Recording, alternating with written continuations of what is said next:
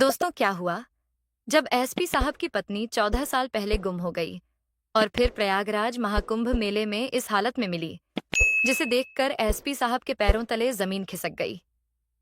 दोस्तों, प्रयागराज महाकुंभ मेले में आए दिन कई बड़े बड़े चमत्कार हो रहे हैं और अभी हाल ही में एक बहुत बड़ा चमत्कार देखने को आया है, जहां पर 14 साल पहले गुम हुई एसपी साहब की पत्नी उनको वापस मिल गई, और वह भी इस हालत में। यह जिसने भी देखा उसके पसीने छूट गए। दरअसल दोस्तों, ये घटना आज से 16 साल पहले की है। उज्जैन शहर में एक गरीब परिवार का लड़का विनय रहा करता था। विनय हमेशा से ही शरारती था और आवारागर्दी करता रहता था। उसके माता पिता जैसे तैसे मजदूरी करके उसे पढ़ा रहे थे। विनय ने 10वीं और 12वीं की परीक्षा में बहुत कम नंबर लाए थे। वह बहुत कम नंबर से पास हुआ था, जिसके चलते उसके माता पिता उससे काफी ज्यादा नाखुश थे और आए दिन उसे ताना मारा करते थे। और उसके पिता चाहते थे कि विनय एक दिन बड़ा होकर एक पुलिस अधिकारी बने या फिर सरकारी नौकरी वाला बने। लेकिन विनय हमेशा से ही आवारागर्दी करता रहता था। उसका पढ़ाई में बिल्कुल ध्यान नहीं था। वह जैसे तैसे बोर्ड परीक्षा में पास तो हो गया था, लेकिन अब वह आगे नहीं पढ़ना चाहता था। लेकिन उसके पिता दबाव बनाकर उसका एडमिशन एक सरकारी कॉलेज में कर देते हैं। ना चाहते हुए भी विनय को कॉलेज जाना पड़ रहा था, लेकिन वह कॉलेज में भी आवारागर्दी ही किया करता था। उसके माता पिता उसे ताने मारा करते थे कि कब तक तू मुफ्त की रोटी तोड़ेगा, पढ़ लिख कर कोई नौकरी करने लग जा ताकि हमारा भी सहारा बन सके। लेकिन विनय कभी भी इतना ध्यान नहीं देता था। वह हमेशा से ही खुले मिजाज का था। लेकिन इसी बीच कॉलेज में उसकी मुलाकात दिव्या नाम की एक लड़की से होती है। दिव्या काफी पढ़ाकू बच्ची थी। वह हमेशा स्कूल में और अपनी बोर्ड परीक्षा में अच्छे नंबर लाकर पास हुआ करती थी। धीरे धीरे दिव्या और विनय के बीच नजदीकियां बढ़ी और उनके बीच दोस्ती हो गई थी, जिसके चलते धीरे धीरे विनय में बदलाव आना शुरू हुए। दिव्या की दोस्ती से विनय के ऊपर काफी गहरा असर पड़ रहा था। दिव्या हमेशा विनय को समझाया करती थी कि वह पढ़ लिख कर अपने माता पिता का सहारा बने, और उसकी बातों का विनय पर बहुत असर भी हुआ करता था। विनय मन ही मन दिव्या को चाहने लगा था और करीब 1 से 1.5 सालों की दोस्ती के बाद विनय दिव्या को प्रपोज कर देता है और कहता है कि दिव्या, मैं तुझसे बहुत प्यार करता हूँ और तेरे लिए मैं सब कुछ कर सकता हूँ। तो दिव्या कहती है कि प्यार तो मैं भी तुमसे करती हो, लेकिन मेरे घर वाले इस रिश्ते के लिए कभी भी राजी नहीं होंगे। तो विनय कहता है कि हम तेरे घर वालों को मना लेंगे, तू क्यों चिंता करती है? बोल, तेरे घर वाले कैसा लड़का चाहते हैं? मैं वैसा लड़का बन के दिखाऊंगा। तो दिव्या कहती है कि मेरे पापा को एक पुलिस ऑफिसर से मेरी शादी करवानी है, क्योंकि मेरे पापा भी एक डीएसपी ऑफिसर हैं और वह चाहते हैं कि मेरी शादी किसी पुलिस ऑफिसर से ही हो। यह सुनकर विनय कहता है कि तू चिंता मत कर, मैं खूब पढ़ाई करूंगा और मैं भी एक पुलिस वाला बन के दिखाऊंगा। और विनय कहता है कि सिर्फ पुलिस वाला ही क्यों, मैं एक बड़ा अफसर और एक एसपी ऑफिसर बन के दिखाऊंगा। तो दिव्या कहती है कि यह कोई आसान काम नहीं होता है। एसपी बनने के लिए यूपीएससी की परीक्षा देनी पड़ती है और जो बहुत कठिन होती है। तो विनय कहता है कि मैं तेरे लिए सब कर सकता हूँ, मुझे किसी भी हालत में तू चाहिए। ये सुनकर दिव्या खुश तो हो जाती है, लेकिन वह जानती थी कि एसपी बनना कोई मामूली काम नहीं है, जिसके बाद वह आगे की पढ़ाई जारी रखते हैं और अपना कॉलेज पूर्ण करते हैं। कॉलेज के एग्जाम में दोनों के काफी अच्छे नंबर आए थे और काफी अच्छे नंबर लाकर दोनों ने अपनी कॉलेज की परीक्षा खत्म कर ली थी। जिसके बाद विनय यूपीएससी की परीक्षा के लिए आवेदन देता है और दिव्या के साथ ही दिल्ली चला जाता है, जहां दिव्या पुलिस ऑफिसर बनने की परीक्षा की तैयारी कर रही थी और उधर विनय यूपीएससी की तैयारी में जुट गया था। विनय काफी ज्यादा अपनी पढ़ाई को लेकर और अपने लक्ष्य को लेकर लगन से काम कर रहा था। वह दिन रात एक कर रहा था, लेकिन विनय ने कभी सपने में भी नहीं सोचा था कि उसे इतनी कठिन परीक्षा देनी पड़ेगी। वह शुरुआत में तो काफी आसान समझ रहा था, लेकिन जैसे जैसे वह पढ़ाई कर रहा था और परीक्षा की तैयारी में लग रहा था, उसे अपनी नानी और दादी दोनों याद आ रही थीं। वह अपनी पहली परीक्षा में फेल हो जाता है और अपना पहला अटेम्प्ट भी गवा देता है, लेकिन विनय हार नहीं मानता है और अपनी पढ़ाई और ज्यादा मन लगाकर करता है। अब उसने दिव्या से मिलना भी बहुत कम कर दिया था, क्योंकि वह जब जब दिव्या से मिलता था उसका ध्यान भंग हो जाया करता था। इसके बाद वह अपनी अगली परीक्षा का अटेम्प्ट देता है, जिसमें वह पास हो जाता है। धीरे से धीरे समय आगे बढ़ता है और वह अगले अटेम्प्ट में भी पास हो जाता है। अब उसे अपना अंतिम इम्तिहान देना था।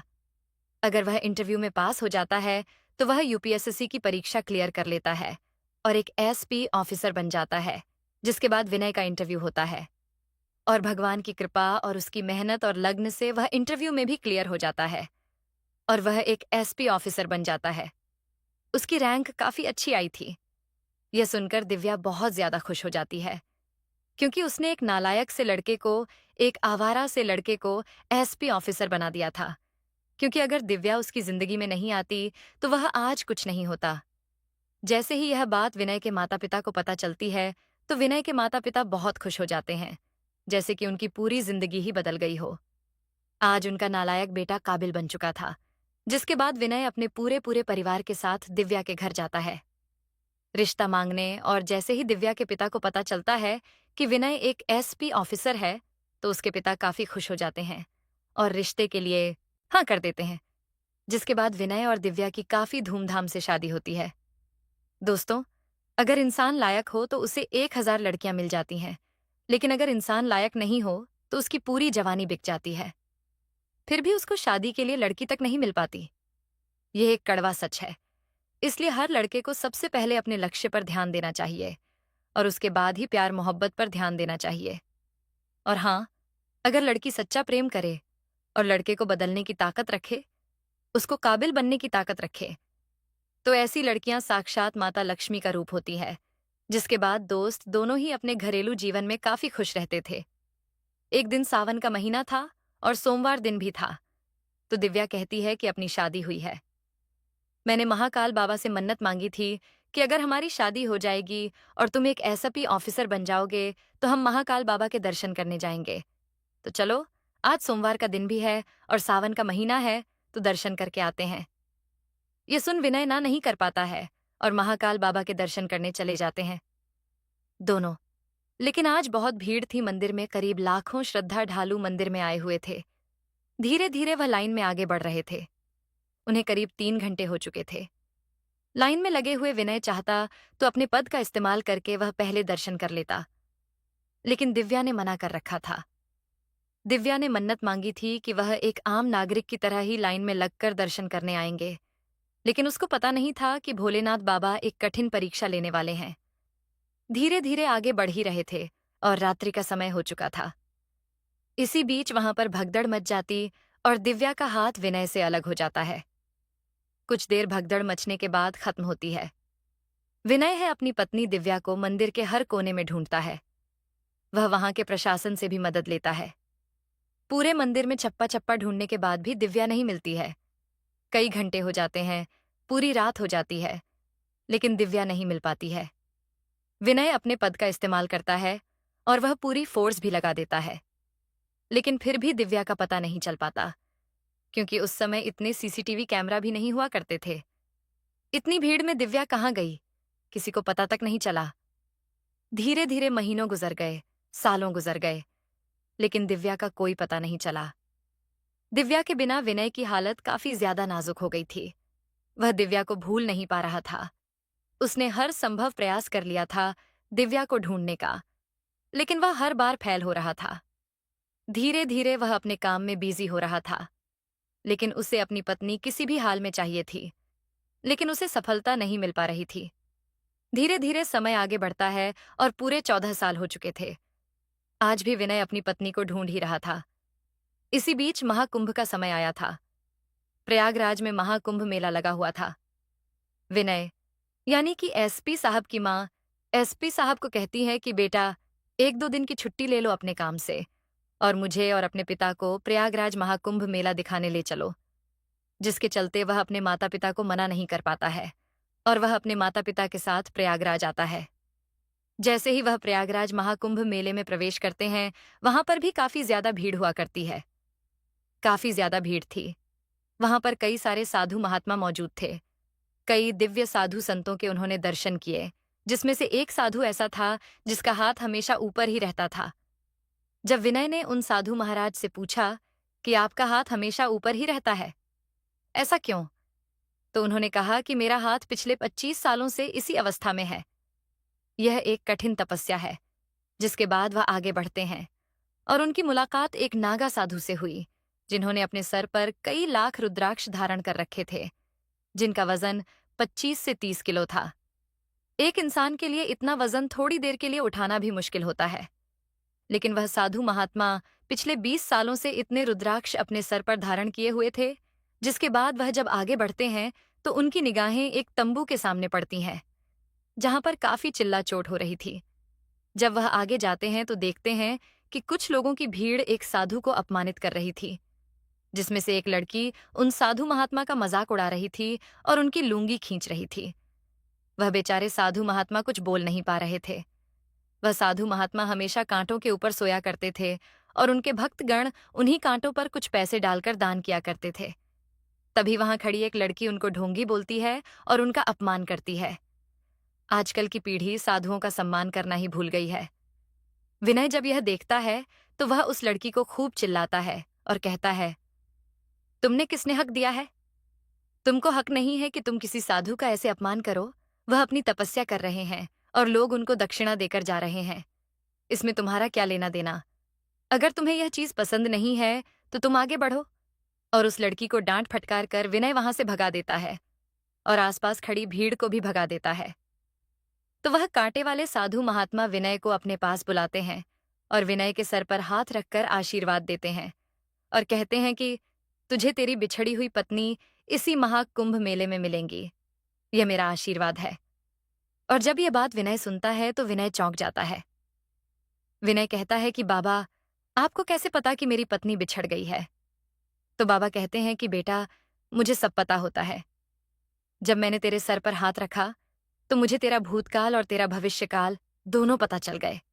और मुझे तेरे भूतकाल से पता चला है कि तेरी पत्नी आज से 14 साल पहले बिछड़ी थी, और तेरे भविष्यकाल से यह भी पता चला है कि कुछ घंटों के बाद ही तुझे तेरी पत्नी मिल जाएगी। यह सुनकर विनय चौंक जाता है और उन बाबा से विनती करने लग जाता है कि बाबा, मुझे बताइए, मेरी पत्नी कहाँ है? आप तो अंतर्यामी हैं। तो वह बाबा कहते हैं कि यह तो सृष्टि का नियम है। तुम अपना आगे जीवन यापन करते रहो, तुम्हारे साथ घटनाएं होती जाएंगी। जिसके बाद विनय आगे बढ़ता है। उसके मन में केवल एक ही सवाल चल रहा था कि आखिर उसे अपनी पत्नी किस हाल में मिलेंगी और कहाँ मिलेंगी। वह इधर उधर अपनी पत्नी को पागलों जैसे ढूंढने लग गया था। विनय की माँ कह रही थी कि हो सकता है उस साधु ने झूठ कहा हो। तो विनय कहता है कि अगर वह झूठ कहता तो उसे पता कैसे चलता? मेरी पत्नी 14 साल पहले गुम हुई है। वह इधर उधर पागलों के जैसे भटक रहा था, जैसे कि उसको एक उम्मीद की नई किरण मिल गई हो। दोस्तों, महाकुंभ मेला पूरे 124 वर्षों के बाद लगा था। इस महाकुंभ मेले में कई बड़े बड़े चमत्कार आए। दिन हो रहे थे। विनय के साथ अभी अभी जो हुआ वह भी एक चमत्कार से कम नहीं था। आखिर कोई बाबा केवल सर पर हाथ रखकर कैसे किसी का भूतकाल और भविष्यकाल बता सकता है? विनय इधर उधर दौड़े जा रहा था, लेकिन कई घंटे हो चुके थे, लेकिन उसे अपनी पत्नी नहीं मिल रही थी। जिसके बाद विनय वापस से उन साधु महात्मा के पास जाता है कि आखिर अब वही बताएंगे कि उसको उसकी पत्नी कब मिलेंगी और कहाँ मिलेंगी। लेकिन लाख ढूंढने पर भी उसे वह कांटों वाले साधु महात्मा नहीं मिले। उसने आसपास के लोगों से पूछा कि यहाँ पर एक कांटे वाले साधु थे, वह कहाँ गए? तो सभी लोग कह रहे थे कि हमें तो वह काफी समय से नजर नहीं आए। विनय पागलों के जैसे उन साधु महात्मा को भी ढूंढ रहा था, लेकिन वह साधु महात्मा पता नहीं कहाँ अंतर्ध्यान हो गए थे। विनय के माता पिता विनय से कह रहे थे, बेटा, मुझे लगता है कि उस साधु महात्मा ने केवल अंदाजा लगाकर तुमको कहा होगा। अगर तुम्हें तुम्हारी पत्नी मिलनी होगी तो वह मिल जाएगी। चलो, अब रात्रि हो रही है, हमें टेंट में जाना चाहिए। विनय थक हार के अपने माता पिता के साथ टेंट में चला जाता है, जहां पर वह अपनी रात्रि बिताता है, और सुबह जल्दी उठकर वह अमृत स्नान के लिए अपने माता पिता के साथ निकल जाता है। उसके माता पिता और सुबह विनय सवेरे सवेरे ब्रह्म मुहूर्त में अमृत स्नान करते हैं। अमृत स्नान करने के पश्चात वह थोड़ा और महाकुंभ मेला घूम रहे थे। तभी अचानक वह जिस टेंट में रुके हुए थे, उसी टेंट में आग लग जाती है। विनय अपने बूढ़े माता पिता को लेकर उस आग के चंगुल से भागने लगता है, लेकिन आग काफी ज्यादा तेज थी। धीरे धीरे करके आग काफी ज्यादा विकराल हो रही थी। विनय जैसे तैसे आग से दूरी तो बना लेता है, लेकिन आग धीरे धीरे करके पूरे इलाके में फैल चुकी थी। तभी वहां पर एक साधु विनय से कहते हैं कि बेटा, उस आग में एक साध्वी तपस्या कर रही है, और अगर उसे नहीं जगाया गया तो वह साध्वी आग में ही भस्म हो जाएगी। कोई उसे वहां से लेकर आओ। यह सुनकर विनय थोड़ी सोच में पड़ता है और साध्वी को बचाने के लिए चला जाता है। विनय एक बहुत ही बहादुर ऑफिसर था। वह आग की लपटों के बीच आगे बढ़ रहा था, जहां पर कई सारी फायर ब्रिगेड भी आग बुझा रही थी, लेकिन आग बेकाबू हो चुकी थी। जिस टेंट में वह साध्वी तपस्या कर रही थी, उस टेंट में भी आग लग चुकी थी। जैसे तैसे विनय उस टेंट में पहुंचता है। वहां पर एक साध्वी तपस्या कर रही थी। उस साध्वी का चेहरा भगवा साड़ी से ढका हुआ था।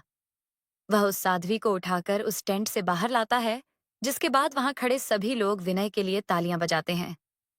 कई सारे पुलिस ऑफिसर भी एसपी साहब को सैल्यूट करते हैं। इसके बाद जब वह साध्वी अपनी साधना से बाहर आती है और अपना घूंघट ऊंचा करती है, तो वहां खड़े विनय और उसके माता पिता के रोंगटे खड़े हो जाते हैं, क्योंकि वह साध्वी कोई और नहीं बल्कि दिव्या थी। वही दिव्या जो 14 साल पहले उज्जैन महाकालेश्वर मंदिर से गायब हो चुकी थी। विनय दिव्या को देखकर भावुक हो जाता है और कहता है, दिव्या, तुम। और जब दिव्या अपने पति और अपने सास ससुर को देखती है तो वह भी भावुक हो जाती है। विनय दिव्या से गले लग जाता है और गले लगकर खूब रोता है। कुछ देर के बाद जब विनय कहता है, तुम यहाँ कैसे, और इस भेष में क्या हुआ है तुम्हें, और तुम कहाँ गायब हो चुकी थी? मैंने तुम्हें हर जगह ढूंढा, लेकिन तुम कहीं नहीं मिली। आखिर तुम कहाँ चली गई थी? तो दिव्या जो सच बताती है, उसे सुनकर विनय और वहां खड़े जितने भी अधिकारी और पुलिस ऑफिसर थे, और जितने भी साधु महात्मा और श्रद्धालु थे, उनके भी पैरों तले जमीन खिसक जाती है। दिव्या बताती है कि जब वह महाकालेश्वर मंदिर में लाइन में आगे बढ़ रही थी, तभी भगदड़ मच गई थी, और उसी भगदड़ में वह विनय से दूर चली गई थी, और वह विनय को काफी ढूंढ रही थी। तभी एक साधु उसे मिलते हैं और कहते हैं कि तुम्हारा पति बाहर तुम्हें ढूंढ रहा है, चलो मेरे साथ। तो वह उस साधु के साथ चल देती है, लेकिन आगे जाने के बाद वह साधु मेरे मुंह पर एक पाउडर उड़ा देता है, जिसके बाद मेरे साथ क्या हुआ मुझे नहीं पता चला। और मैं जब वापस उठी तो मैं उन साधु के तंबू में थी। मैंने वहां से भागना चाहा, लेकिन उन साधु ने मेरे हाथ पैर दोनों बांध रखे थे। मुझे वहीं पर कुछ दिनों तक बांधे रखा, और वह साधु मुझे खाने में रोटी दिया करते थे। और जब मैं वह खाती थी, उसके बाद मुझे पता नहीं क्या हुआ, और मैं उनकी सारी बातें मानने लगी। उन्होंने मुझे काफी चीजें समझाई और मुझे कहा कि मैं भी एक साध्वी बन जाऊं। उन्होंने मुझे कई सारे ज्ञान दिए, कई सारे राज्य की बातें बताई, जिसे जानकर मुझे पता चला कि इस संसार में मोह माया में कुछ भी नहीं रखा है। जिसके बाद मैंने उनकी बात मानकर संन्यास ले लिया, और मैं उन्हीं के साथ साध्वी बनकर रहने लगी। मैं केदारनाथ जाती, उन्हीं के साथ बद्रीनाथ भी जाती। वहां पर हम तपस्या करते थे। यह सुनकर विनय काफी ज्यादा गुस्सा हो जाता है। वह दिव्या से कहता है कि वह साधु कहाँ है? तो दिव्या कहती है कि वह तो 4 सालों पहले ही समाधि ले चुके हैं। यह सुनकर वहां खड़े सभी लोग चौंक जाते हैं। फिर विनय कहता है कि तुमने मुझसे मिलना क्यों नहीं चाहा? तुम चाहती तो मुझसे मिल सकती थी, लेकिन तुमने तो मुझसे मिलना ही नहीं चाहा। ऐसा क्यों? तो दिव्या ने कहा कि मैं क्या करती? तुमसे मिलकर मैं तो इस संसार की हर मोह माया त्याग चुकी थी, और मैं हर कुंभ मेले में जाती, वहां तपस्या करती, और 6 महीनों के लिए केदारनाथ बद्रीनाथ जाती, और वहां भी मैं तपस्या करती। यह सुनकर विनय को बहुत बड़ा झटका लगता है, क्योंकि दिव्या ने खुद को साध्वी बना लिया था। उन साधु महात्मा ने दिव्या को पता नहीं क्या खिलाया, और उसके मन को अपने वश में करके उसको साध्वी बना दिया था। इसके बाद वहां खड़ा विनय और उसके सास ससुर कहते हैं कि जो हुआ सो हुआ, अब चलो हमारे साथ, हम वापस से अपना जीवन शुरू करेंगे। लेकिन दिव्या साफ साफ मना कर देती है और कहती है, तुम मुझे ले जाने की जिद मत करना। मैं समझती हूँ कि तुम मुझसे प्रेम करते हो, लेकिन अब मेरी दुनिया अलग हो चुकी है। मैं हमेशा तपस्या ही करती हूँ, और मैं वापस से सांसारिक जीवन में नहीं जाना चाहती। यह सुनकर विनय को काफी गुस्सा आता है और वह खूब चिल्लाता है, लेकिन वह ना चाहकर भी कुछ नहीं कर पाता। फिर उसे थक हार कर वापस अपने दैनिक जीवन में लौटना पड़ा, और वह अपनी पत्नी को वहीं पर छोड़कर वापस अपने घर आ जाता है और अपनी ड्यूटी पर कार्य करने लग जाता है। तो दोस्तों, आज की इस सत्य घटना से आपको क्या सीख मिली? बताइएगा जरूर। आखिर आपको विनय और दिव्या की इस कहानी से क्या सीख मिली है? कमेंट में बताइएगा जरूर। दोस्तों, इस कहानी का उद्देश्य किसी को दुखी करना या किसी की भावनाओं को ठेस पहुंचाना नहीं है। दोस्तों, यह थी आज की कहानी। आपको इससे क्या सीख मिली है? आप लोग कमेंट करके अवश्य बताइएगा। अगर कहानी आपको जरा भी पसंद आई हो तो हमारे YouTube चैनल को सब्सक्राइब कर लीजिए और वीडियो को भी एक लाइक कर दीजिए। मिलते हैं फिर से एक नई और इंटरेस्टिंग कहानी के साथ। तब तक के लिए धन्यवाद।